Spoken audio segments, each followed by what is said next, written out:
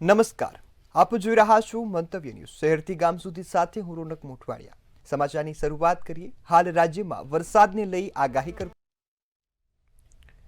તો આ તરફ દાંતીવાડાના પાંથીવાડામાં પણ હવામાનમાં પલટો આવ્યો છે અને ઝરમર વરસાદની શરૂઆત થઈ ચૂકી છે। ગુજરાતમાં હાલ હવામાન વિભાગ દ્વારા વરસાદની આગાહી કરવામાં આવી છે, તો દાંતીવાડા અને પાંથાવાડામાં પણ હવામાનમાં પલટો આવ્યો। છૂટાછવાયા વરસાદની ઝાપટાથી વાતાવરણ ઠંડુ બન્યું છે। સાથે જ કમોસમી માવઠાથી ખેડૂતોમાં ચિંતા વધી ગઈ છે। ખેડૂતો ચિંતિત બન્યા છે। કમોસમી માવઠાના કારણે ખેડૂતોના પાકને નુકસાન થવાની ભીતિ છે। ઘઉં, જીરું સહિતના પાક છે તે ખેતરમાં છે, જેના કારણે નુકસાનીની ભીતિ સેવાઈ રહી છે। છૂટાછવાયા વરસાદી ઝાપટાથી વાતાવરણ ઠંડુ થયું છે। નગરજનોને આ વરસાદી માહોલ છે તે ઠંડક આપી રહ્યો છે, જ્યારે ખેડૂતોમાં ચિંતાનો માહોલ ઊભો કરતો જોવા મળી રહ્યો છે। હાલ રાજ્યમાં વરસાદની બે સિસ્ટમ સક્રિય છે, જેના કારણે આ વરસાદી ઝાપટા છે અને માવઠું છે તે પડવાની શક્યતાઓ વ્યક્ત કરવામાં આવે છે, જેને જ લઈ દાંતીવાડા અને પાંથાવાડામાં પણ હવે વરસાદની શરૂઆત થઈ ચૂકી છે। ઝીણો ઝીણો વરસાદ છે તે ખેડૂતોમાં ચિંતા ઊભી કરતો જોવા મળ્યો છે। હાલ ઘઉં, જીરા સહિતના પાકને નુકસાન થવાની ભીતિ પણ ખેડૂતો સેવી રહ્યા છે। આ વચ્ચે ખેડૂતોને મોટો આર્થિક ફટકો પડે તેવી પણ શક્યતાઓ છે, જ્યારે આ ઝરમર વરસાદના કારણે વાતાવરણ ઠંડુગાર બન્યું છે।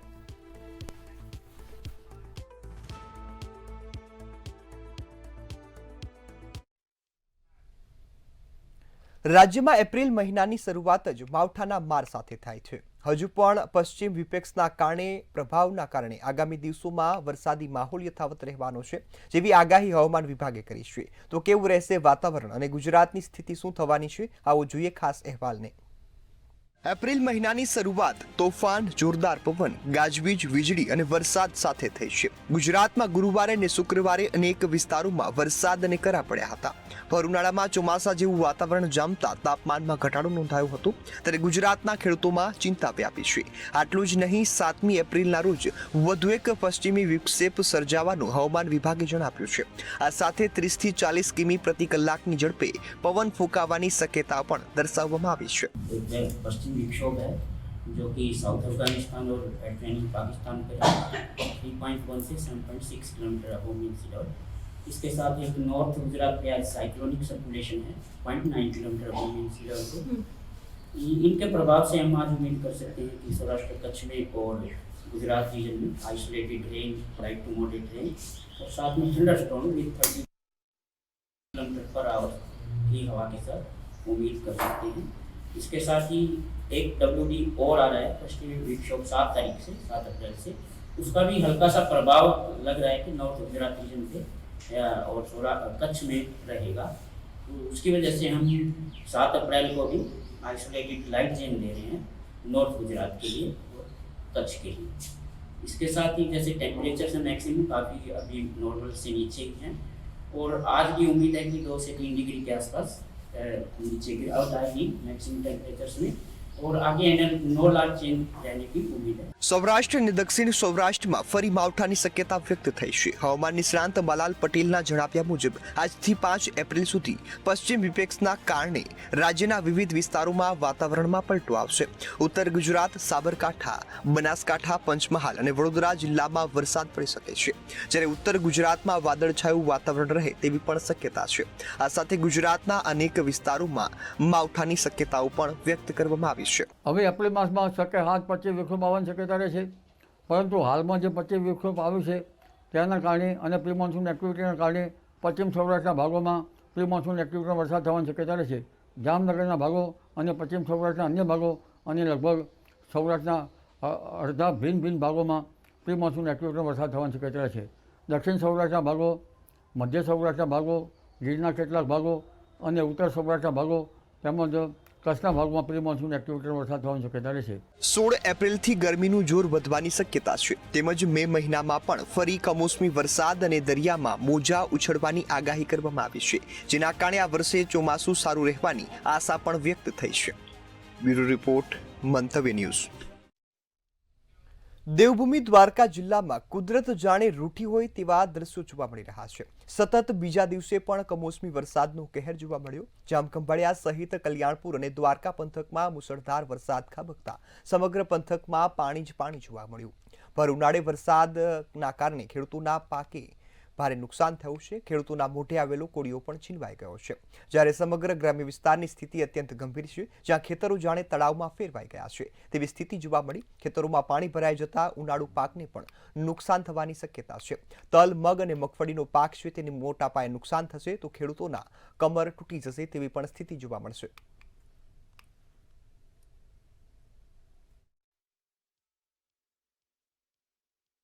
ત્યારે કમોસમી વરસાદના કારણે ખેડૂતોને બહુ નુકસાન થયું છે અને જે ખેતીવાડીમાં અત્યારે શાકભાજી વાવેલ હોય એને અને ઉનાળુ પાકમાં તલ, મગફળી, બીજું શાકભાજી કોઈ વસ્તુમાં બધેમાં નુકસાની આવી છે અને આંબાના બગીચામાં કેરીઓ ખરી પડી છે અને સારું એવું નુકસાન છે ને આમાં સરકાર કોઈને ખેડૂતોને મદદ કરે તો સારું। ચરા જે ઢોર ઢાખર માટે ચરો ને બધું બગડી ગયું છે। પછી 2 દિવસથી વરસાદ ભરે છે, પાણી ખેતરોમાં ભર્યા છે, અંદર જવાય એમ નથી। મગ, તલ, અડદ વાવેલા છે, જુવાર ને બકાલું, તે પાણીમાં અંદર જવાય એમ નથી, નુકસાની છે બહુ જ। અને હજી આગળમાં છે વરસાદ, બહુ હાલત ખરાબ છે અમારે ત્યાં। ગીર સોમનાથ જિલ્લામાં વાતાવરણમાં આવેલા ઓચિંતા પલટાએ જગતના તાતની સ્થિતિ કફોડી કરી છે, ચિંતામાં મૂકી દીધો છે। વેરાવળ શહેર સહિત ગ્રામ્ય વિસ્તારમાં રાત્રિના સમયે ગાજવીજ સાથે વરસાદ ખાબક્યો હતો, જેના કારણે પવન પણ હતો, જેથી આંબાના પાકને ભારે નુકસાન થયું છે। ખેતી પાકોને ભારે નુકસાની વચ્ચે ગીરની શાન ગણાતી કેસર કેરીનો પાક પણ કુદરતી આફતના કારણે ખેડૂતો માટે માથાનો દુખાવો બની ગયો છે। ઇરાદદારોને પાયમાલ થવાની ભીતિ પણ હાલ સેવાઈ રહી છે।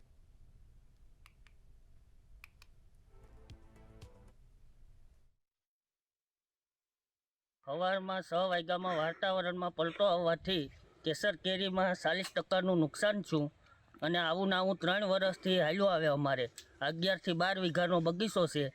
હવે અમારે આને કાપવો કે રાખવો, સરકાર કંઈક સહાય દે તો થાય। વાત કરવામાં આવે તો કેવી મહેનત કરી હતી ને શું નુકસાની થઈ છે? એટલે આમાં ખર્ચો બહુ આવે, બરોબર, અને દવા છાંટી, આમાં મહેનત કરી, હજી પણ આમાં કામ ચાલુ જ છે। અત્યારે આ ખાખડી વીણે 5 થી 6 ગુણ ખાખડી થાય। અત્યારે નુકસાન છે બહુ મોટા પાયે। અત્યારે સમજો કે 40-50% જેવું તો ખરી ગયું છે એવું છે। અત્યારે તમે જોવા જાવ તો અત્યારે હું ઇજાદાર છે, અત્યારે ઇજારાના પણ રૂપિયા નહીં થાય। એનું કારણ છે કે આવો સમય રહે તો ખેડૂત પણ આમાં અત્યારે શું કરશે એનું કંઈ નક્કી નથી। એનું કારણ છે કે મેં તો 5 લાખ 10 રાખેલો જ છે ઇજારો, અત્યારે એના પર રૂપિયા થાય એમ નથી।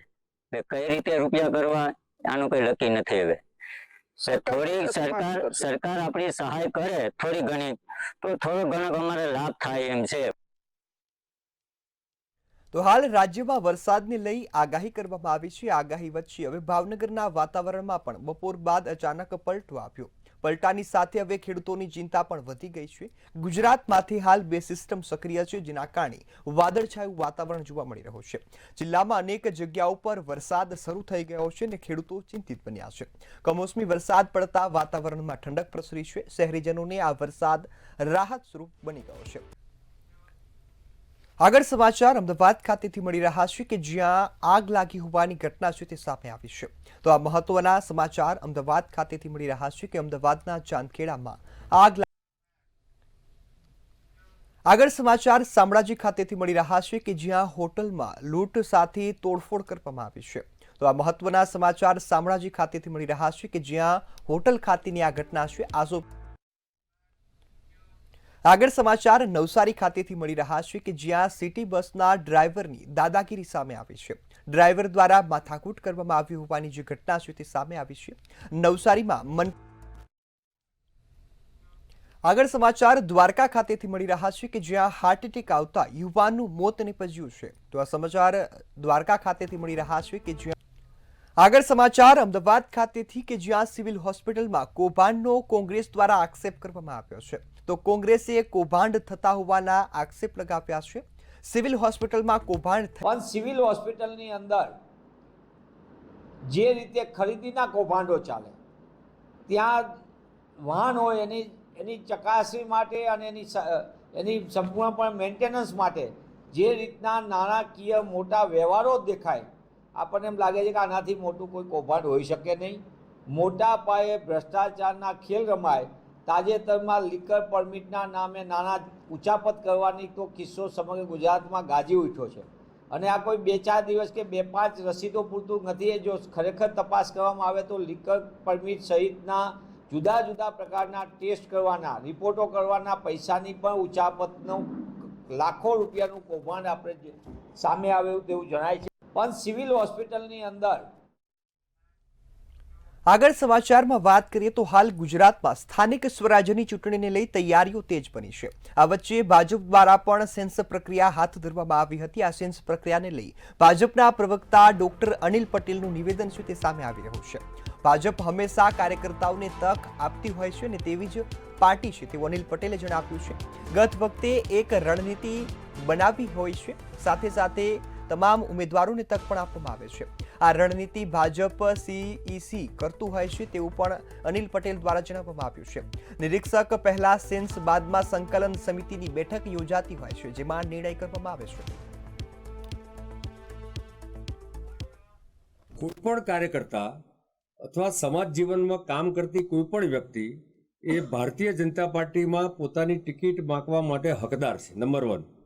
નંબર 2, આપે જે ગઈ વખતની વાત કરી, હું ગઈ વખતે નિરીક્ષક પણ હતો અને આખી સમગ્ર પ્રક્રિયામાં જોડાયેલો હતો. એટલે આપને ખાતરીપૂર્વક કહું છું કે ગઈ વખતે પણ જે ક્રાઇટેરિયા બન્યો હતો એ ચૂંટણી સમિતિ, એ વખતે અમે પાર્લામેન્ટરી બોર્ડ આપણે સૌ કહેતા હતા, તે પાર્લામેન્ટરી બોર્ડની પહેલી મિટિંગના દિવસે સવારે બધા પાર્લામેન્ટરી બોર્ડના સભ્યોએ ડિસ્કશન કરીને, સામૂહિક ચર્ચા કરીને એક નિર્ણય લીધો. એ નિર્ણયની જાહેરાત આદરણીય તત્કાલીન પ્રદેશ પ્રમુખ CR પાટીલ સાહેબે બહાર આવીને કરી હતી. હું એ વખતે જ્યાં આવીને એમણે કરી હતી એ જગ્યાએ જ બેઠો હતો. ગાંધીનગરમાં હાલ જે ચૂંટણીનો માહોલ જામી ગયો છે, આ સાથે જ રાજકીય માહોલમાં પણ ગરમાવો જોવા મળ્યો. તો ભાવનગર મહાનગરપાલિકાની ચૂંટણીને લઈ ભાજપ દ્વારા સેન્સ પ્રક્રિયાનો પ્રારંભ કરાવવામાં આવ્યો છે. 13 વોર્ડની 52 બેઠકો માટે સેન્સ પ્રક્રિયા હાથ ધરવામાં આવી છે. દાવેદારી નોંધાવવા માટે કાર્યકર્તાઓની મોટી ભીડ પણ ઉમટી પડી છે. 3 નિરીક્ષકોની 3 ટીમો દ્વારા સેન્સ પ્રક્રિયાની જે કામગીરી છે તે હાથ ધરવામાં આવી છે.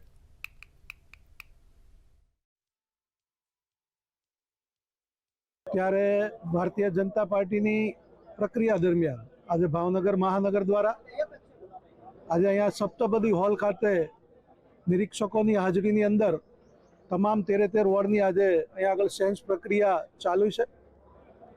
અને આ સેન્સ પ્રક્રિયામાં તમામ કાર્યકર્તાઓ પોતે ઈચ્છુક જે પણ ઉમેદવારો છે તે પોતાની ઉમેદવારી નોંધાવવા માટે થઈ અને નિરીક્ષકો સમક્ષ આવી રહ્યા છે. મહાનગરપાલિકાની 26 તારીખે જે ચૂંટણી આવી રહી છે તેમના માટે અમારી પાર્ટીના ઈચ્છિત ઉમેદવારો માટે આજે અભિપ્રાય લેવામાં આવી રહ્યો છે. અહીંયા સપ્તપદી હોલમાં અમારા પ્રદેશમાંથી આવેલા વરિષ્ઠો તેમનો અભિપ્રાય લઈ રહ્યા છે. નાનામાં નાના કાર્યકર્તાને પણ સાંભળવામાં આવી રહ્યા છે અને તેમનો અભિપ્રાય લેવામાં આવી રહ્યો છે. લેખિતમાં અને મૌખિકમાં બંને રીતે ખૂબ સારી વ્યવસ્થા પાર્ટીએ કરી છે. કચ્છ જિલ્લામાં અને તાલુકા પંચાયતની ચૂંટણી માટે હાલ સીટો માટે ભાજપ દ્વારા સેન્સ પ્રક્રિયા શરૂ કરવામાં આવી છે, જેના કારણે સ્થાનિક સ્વરાજ્ય ચૂંટણી પહેલા રાજકીય ગરમાવો વધી ગયો છે. કચ્છ કમલમ ખાતે યોજાયેલી પ્રક્રિયામાં ઉમેદવારો માટે સોશિયલ મીડિયા એક્ટિવિટી મહત્વનું માપદંડ બનાવવામાં આવ્યું છે. ફોર્મમાં સોશિયલ મીડિયા એકાઉન્ટ અને ફોલોવર્સની વિગતો ફરજિયાત રાખવામાં આવી છે. સરળ એપ અને નમો એપના પણ ડેટાઓ છે તેનો ઉપયોગ અહીં કરવામાં આવી રહ્યો છે. આજે ભુજ કાર્યાલય ખાતે એક ટીમ અને બીજી ટીમ અંજાર ખાતે, એમ કુલ 2 ટીમો આજ અને આવતીકાલે એમ કુલ 9 તાલુકા પંચાયતો માટે, 38 જિલ્લા પંચાયત માટે અને આવતીકાલે એક ત્રીજી ટીમ હશે. 2 દિવસ માટે આ બંને તાલુકા જિલ્લા પંચાયતના લોકોને સાંભળવાનું ચાલુ રહેશે. દરેક કાર્યકર્તાને શાંતિથી સાંભળી એના દાવાને પૂરતો ચકાસી અને પાર્ટીનું નેતૃત્વ એના માટે નિર્ણય કરશે. અમરેલી જિલ્લામાં સ્થાનિક સ્વરાજ્યની ચૂંટણીને લઈ રાજકીય માહોલ ગરમાયો છે. ચૂંટણી પંચ પણ સક્રિય થયું છે. જિલ્લા કલેક્ટર વિકલ્પ ભારદ્વાજ ચૂંટણી અંતર્ગત પરવાનેદાર હથિયારો જમા કરાવવા આદેશ આપવામાં આવ્યો છે. 7 દિવસમાં તમામ હથિયાર ધારકોને પોલીસ સ્ટેશનમાં હથિયાર જમા કરાવવાનો આદેશ છે. મતદાન શાંતિપૂર્ણ માહોલ વચ્ચે યોજવા અને કાયદો વ્યવસ્થા જાળવાઈ રહે તે માટે આ પ્રક્રિયા હાથ ધરવામાં આવી છે. કલેક્ટરના આદેશ બાદ જિલ્લા પોલીસ વડા દ્વારા પોલીસ સ્ટેશન અધિકારીઓને સૂચના પણ આપવામાં આવી છે.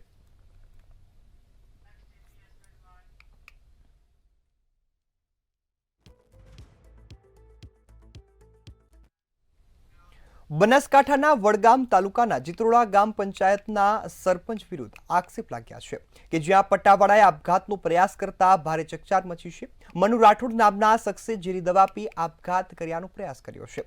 સરપંચ અને તલાટીનો ત્રાસ આપતા હોવાનો આક્ષેપ પણ લગાવ્યો છે. મનુ રાઠોડને સારવાર અર્થે હોસ્પિટલ ખસેડવામાં આવ્યો છે. તો બનાવની જાણ થતાં જ પોલીસે ઘટનાસ્થળ પર પહોંચી વધુ તપાસ હાથ ધરી છે. મારા પપ્પા પંચાયતના અંદર 15-20 વર્ષથી નોકરીના અંદર પટ્ટાળામાં ફરજ બજાવવા એમને આજ આપઘાત કરવાનો પ્રયાસ કર્યો. એમને ન છૂટકે ચિત્રોડા ગામમાં ચિત્રોડા ગામ પંચાયતના અંદર ફલજીભાઈ ચૌધરી અને ગણેશજી કોનાજી ઠાકોર આ બેના ત્રાસથી ખૂબ કંટાળીને એમને આજે દવા પીધીને પાલનપુર સિવિલ હોસ્પિટલના અંદર એડમિટ છે. સુરતમાં સફાઈ કામદારના જેલમાં શંકાસ્પદ મોતથી ચકચાર મચી જવા પામી છે. વ્યાજખોરના ત્રાસથી એસએમસીના સફાઈ કર્મીનું મોતના આરોપ લગાવવામાં આવ્યા છે. તો આ યુવકને જેલમાં લઈ ગયા બાદ મોત નિપજ્યા હોવાનો આક્ષેપ કરવામાં આવ્યો છે. છેલ્લા 15 વર્ષથી યુવક સફાઈ કર્મી તરીકે ફરજ બજાવતો હતો. જ્યારે સમગ્ર મામલે યુવકના પરિવારજનો દ્વારા ન્યાયની માંગણી પણ કરવામાં આવી છે. और लड़का ने ब्याज से कोई पैसा लिया था तो ब्याज वाला राहुल को ज़्यादा परेशान करता था तो वो लोग ने पुलिस केस किया और पुलिस केस करने के बाद लड़का ड्यूटी पे था एसएमसी में. वहाँ पे रिसेस में पुलिस वाले पकड़ के लाजपुर में डाल दिया. लाजपुर में डाल के सिविल में रखा जब तक हमको कोई पता नहीं चला. 24 कलाक के बाद में पता चला कि लड़का को लाजपुर लेके गए ऐसा. उसके बाद लड़का एक्सपायर हो गया. हमको खाली न्याय मांगता है. लड़का क्या करता था आपका? अब मेरा लड़का एसएमसी में सफाई कामदार में करके काम करता था.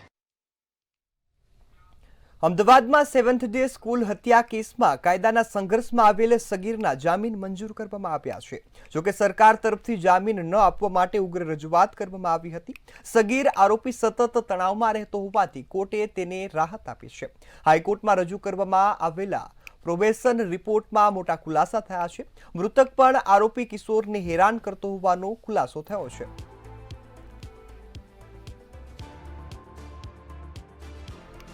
તો સરકારી જમીન ન આપવાની જે રજૂઆત છે પણ કરી હતી. આ સાથે જ આ જામીન અરજીને ફગાવી દેવાનું કહેવામાં આવ્યું હતું. પરંતુ જે કિશોર છે તે વધુ તણાવમાં રહેતો હોવાના કારણે આ કોર્ટ દ્વારા તેને રાહત આપવામાં આવી છે અને જામીન આપવામાં આવ્યા છે. પ્રોબેશન રિપોર્ટમાં પણ ખુલાસા થયા છે. આ સાથે જ જે આ સમગ્ર ઘટનાને લઈ શિક્ષણ જગતમાં ચકચાર પણ મચી હતી અને જે બાદ આરોપીને જેલ હવાલે પણ કરવામાં આવ્યો હતો.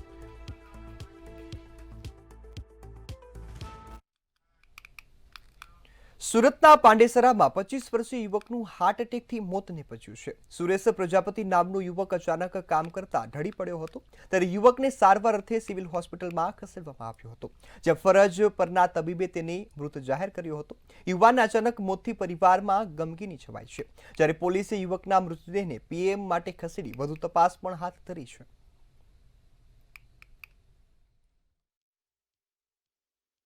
हम लोग कंपनी में काम कर रहे थे, साथ में दोनों थे. मैं चला गया था बाथरूम करने, ठीक है. वो माल भर रहा था पाउडर भरने के बाद मैं बाथरूम करके आया तो वो नीचे पड़ा था. तो मैं उसको जल्दी से उठा के बाहर लाया. उसका पानी वानी में डाला, थोड़ा अंदर में धुलाई किया. इसके बाद फिर मैं उसको बाहर 108 नंबर का फ़ोन किया. गाड़ी आया, सीधा यहाँ पे लेके आए. उसको कोई बीमारी की कुछ? नहीं, कोई बीमारी नहीं था, कोई नशा पत्ती कुछ नहीं था. કર્મચારી મારે 7-8 મહિનાથી કામ કરતા હતા અને હું તો ઘરે હતો. આ રાતના ટાઈમે હતા એટલે હવે મોત તો કઈ રીતે થયું એ ખબર નથી. પણ આ જે ભાઈ સાથે એની સાથે કામ કરતા હતા તેનું જણાવવાનું એવું છે કે હું આવ્યો ત્યારે આમ જ નીચે પડેલા હતા, અને બીજું ત્યાં તો બીજું ખાલી પાવડર એ લોકો ટ્રેમાં ભરતા હતા, બીજું કોઈ મશીનરી કે એવું તેવું કશું ક્યાં કોઈ હતું જ નહીં, કે કોઈ મશીન ચાલુ હોય ક્યાં કે એવું કશું નહીં હતું. એ લોકો ટ્રેમાં પેલો પાવડર ભરતા હતા. અને આ તો કંપની છે, પાવડર કયા પ્રકારના છે? પાવડર એટલે આ કપડાના કલરનો પાવડર. તો હાલ શહેરથી ગામ સુધીમાં બસ આટલું જ. વધુ સમાચારની અપડેટ માટે જોતા રહો મંતવ્ય ન્યૂઝ. નમસ્કાર.